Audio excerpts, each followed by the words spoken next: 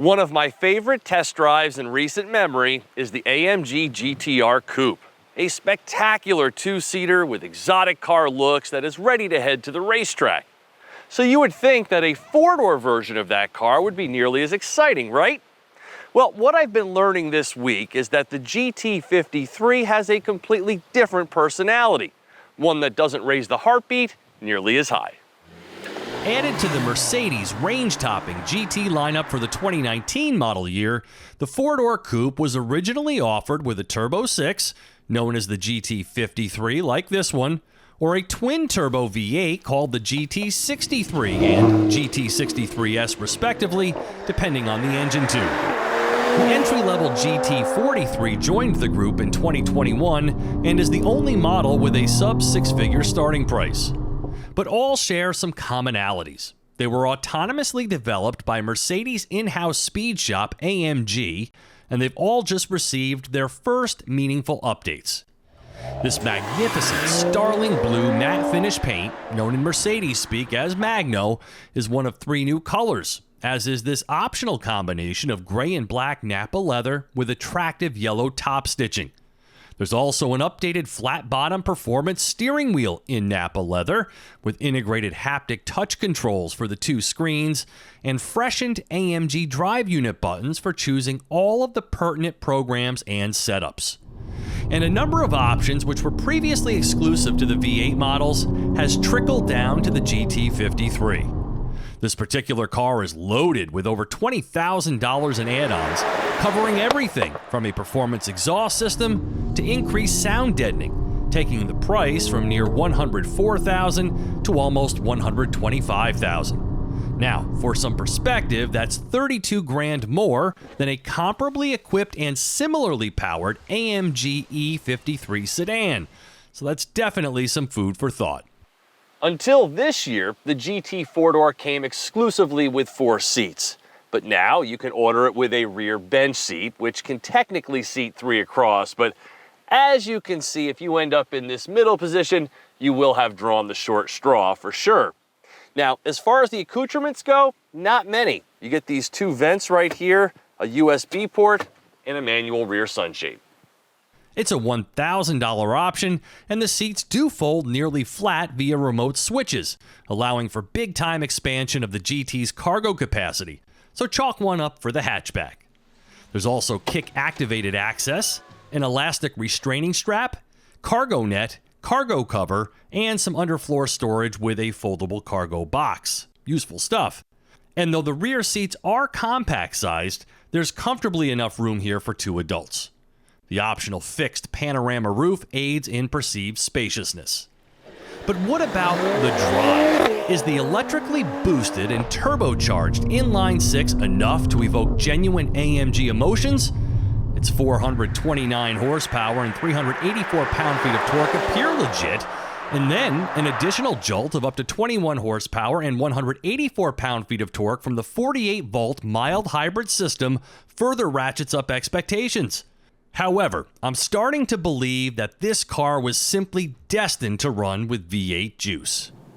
When I first started driving this GT53, I have to admit I was pretty disappointed by the lack of power here.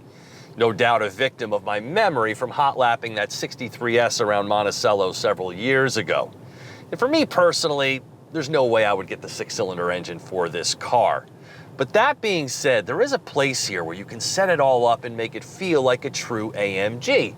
But you've got to be all the way up to Sport Plus, and you have got to choose the paddle shifters. And it is here where you can really extract the fun of driving it and tear up your back roads.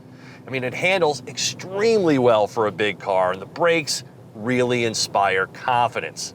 But the GT53 is really more about a luxurious, grand touring driving experience with a high dynamic range. But for me, I definitely need to have the V8 here. The active side bolsters apply pressure to your one side as you drive through the curves. The seats are long trip comfortable, and these expensive 20-inch Michelin Pilot Sport 4S tires with quiet comfort technology, wider in the rear, keep this car adhered to the road in the most impressive way. That on-rails sensation is furthered by 4MATIC Plus, that transitions the GT53 from rear-wheel drive to all-wheel drive as the computer continuously adjusts the torque split according to conditions. The limited slip differential, rear-wheel steering, and drift modes, however, are all reserved for the V8 GTs. Nevertheless, in comfort and sport modes, the GT53 plays the role of a luxury cruiser. Even without the air suspension, again reserved for the V8, the adjustable dampers used here take the edge off the sports car ride, while never infringing on suitable comfort, even in their most aggressive setting.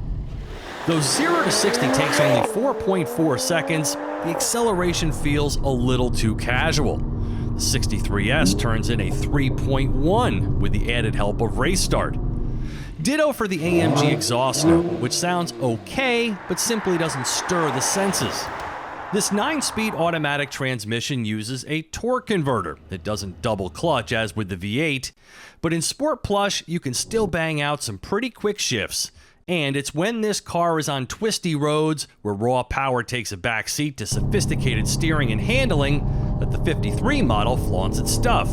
It weighs as much as a Volkswagen Atlas, yet it's slick in its moves. Expect 21 mpg, of course, on premium. And if you're curious, top speed is 174 miles per hour. This cabin is truly gorgeous, and even more so at night. The black patterned wood trim, the new yellow stitching, it definitely takes on a much more luxurious persona than the dearly departed GTR. And new for this year are some updates to the switchgear that are actually very cool. There's a lot of redundancy with the controls, with the Panamera-like center console doing much of the same work as these rotary dials. Pre-configured drive modes, shocks, transmission, exhaust, and even the deployable rear wing. And the GT is serious about performance, with track pace and performance apps that include racetrack layouts, drag race settings, telemetry, and all kinds of statistical analytics. The driver's display can also be configured with sport and super sport layouts, but I really miss having a head-up display here. It's an option this car goes without. But look at this, a specific AMG scent for the air fragrance system that smells like money. Well, not really, but it does whiff of sporty. The lighting is also high on wow factor with a welcome mat, various color palettes, and illuminated side sills. It's not EQS level impressive, but it definitely makes a statement.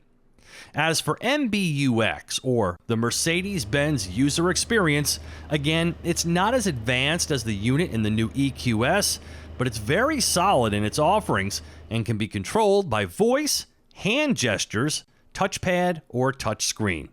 The Burmester surround sound combined with the acoustic comfort package also makes for a stellar listening environment. No wireless phone projection here, though a good massage and heated armrests will help you forget about all the things you don't have. I'm not sold on this car with this engine at this price. It's just not the right mix for me, nor does the styling pull me in. But for a high-performance family with AMG virtues, the GT provides exclusivity and race-ready engineering for up to 5. For TestDriveNow.com, I'm Steve Hammis.